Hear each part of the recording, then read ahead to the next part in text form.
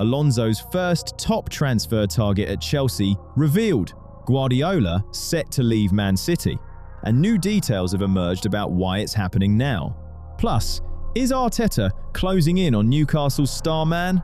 All this and much more in today's episode. Before we get into the news, do me a quick favor and hit that like button. It's the single most important thing you can do to help this channel grow and keep these videos coming. Done? Let's dive straight in. Pep Guardiola's time at Manchester City is over. Done. Finished. Fabrizio Romano says the decision is final. The official announcement is just paperwork at this point, and those very public declarations of loyalty he was making only last week? Standard smokescreen.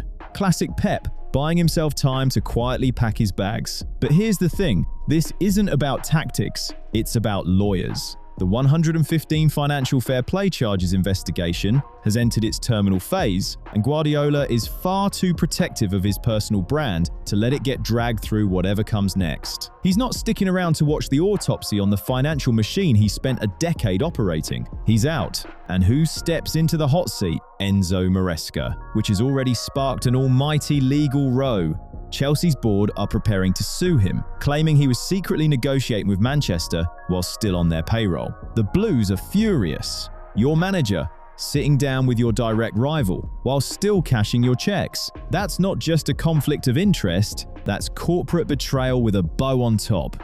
And look, Maresca's sacking from Stamford Bridge wasn't some accident, it was choreography. The man deliberately torched the relationship, publicly laying into the Chelsea hierarchy in the press, and played the role of the wronged martyr perfectly. Kept his reputation with the fans, made his exit look principled, and then jumped straight to City. Beautiful. The gaffer engineered his own dismissal to clear the path to a job he'd already been offered before the first scandal even broke. City's bosses are now scrambling to fast-track a transition they'd planned for next season, and Maresca gets the gig purely because he knows the inner workings of the club. The stint in London added gravitas, but it doesn't change the fundamental reality. He's walking into City at their most vulnerable moment in modern history, leaping off a burning bridge straight into a fortress under siege. Interesting career move. That. The Galacticos fairy tale at the Bernabeu has officially become a corporate thriller. L'Équipe's latest reports are damning. Real Madrid's hierarchy have reached one unavoidable conclusion: Mbappe and Vinicius simply cannot coexist anymore. This isn't a clash of egos, it's a coordinated hunt. The Frenchman's camp are directly accusing Vinicius of actively trying to paint Kylian as the villain, the toxic element in the dressing room. A dirty power struggle, where media influence matters more than understanding on the pitch. Mbappe's position? Total isolation. While the Brazilian has been quietly building his loyal factions, Kylian pointedly refused to play those political games, and now he's standing alone against everyone. The tension with Álvaro Arbeloa only adds fuel to the fire. The player publicly lost the plot after discovering he's nothing more than fourth choice in the rotation, and the club playing dumb. When the press were absolutely tearing into Kylian over that trip to Italy, Florentino Perez's office sat back and let him twist in the wind before eventually confirming the visit was above board. Florentino is still protecting his prized asset, but the dressing room atmosphere has already become a no man's land. Madrid are ready to call the experiment a failure and move one of these superstars on this summer. There's always only been one throne at the Bernabeu, and right now it's being used as an instrument of public execution. Welcome to the most expensive circus in world football. Xabi Alonso doesn't officially take charge at Chelsea until July, but the transfer machine is already running at full throttle ahead of his first Premier League season. Caught Offside reports that the Spaniard has made signing a top-class striker his #1 strategic priority, and Chelsea's board are determined to right old wrongs. They want Victor Osimhen, the striker they foolishly let slip through their fingers 2 years ago before his hastily arranged move to Istanbul. Liam Rosenior's dismal stint left Chelsea without Champions League football and exposed a problem that's been there for ages. This side has no reliable focal point up front. Osimhen fits the bill perfectly. 22 goals and 8 assists, delivering back-to-back titles for Galatasaray, but prizing him out of Turkey is going to be an absolute nightmare. The Istanbul club paid 75 million euros for him last summer, put him on a king's wage, and they're now planning a full-blown auction with Arsenal and Barcelona already circling. To get this deal done, Alonso is prepared to make a deeply unpopular call, sanctioning the sale of João Pedro. The Brazilian carried this team through the entire season virtually single-handedly, but modern football is ruthless. The new gaffer wants a physical presence in the box, not a roaming playmaker. Selling your best player raises the funds, but Osimhen's wage demands will pile yet more pressure onto an already bloated payroll. Chelsea are knowingly taking an enormous financial gamble, staking the future of their entire sporting structure on one elite card, all while under strict FFP scrutiny. Right, if you've made it this far and still haven't hit the like button, congratulations. You're officially on Chelsea's cost-cutting committee, but this isn't Stamford Bridge. There are no fines for showing a bit of activity around here. Give the video a like, or I will personally make you rewatch every single match from the Rosinha era. Every single one.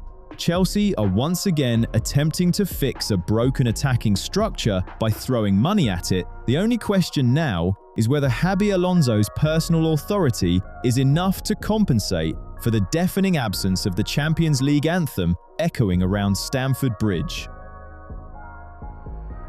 Barcelona are celebrating a La Liga title and, true to form, are simultaneously making life as difficult as possible for themselves, this time over Marcus Rashford. Mundo Deportivo reports that Hansi Flick and the sporting department have given the lad their full blessing, but the activation of that fixed €30 million purchase option is still hanging in the air. The Catalans love what they've seen from him. It's just that the club's financial reality, let's say, remains characteristically grim even after the big victories. 26 goal contributions this season. Rashford is quite simply the most cost-effective asset in that squad. Pace, width, goals, and the man has bent over backwards to make it work, voluntarily slashing his wages by 40%, willing to spread a 5-year contract across the books just to fit within league financial limits. That kind of loyalty is genuinely rare in this era. Manchester United couldn't care less about the sentiment. The Old Trafford hierarchy are absolutely furious about his very public declarations of love for Catalonia. And whilst Michael Carrick plays along, pretending he expects Rashford back, the club are demanding cold, hard cash before the end of June. No more loans, no installments. And lurking quietly in the background, Unai Emery. Aston Villa are ready to close this in a single phone call. No sacrifices required, no waiting rooms, no games from Laporta's office, agonizing over amortization schedules. When a top-level player is available at a bargain price, isn't financial discipline, it's strategic blindness. If Barca keep chasing the perfect formula, Rashford will simply choose the more pragmatic climate of Birmingham, leaving Flick with a gaping hole on the flank and a pile of utterly useless spreadsheets. In the end, it's very hard to build a great dynasty when your finance department treats one of your best players like collateral they still haven't quite decided to put a deposit on.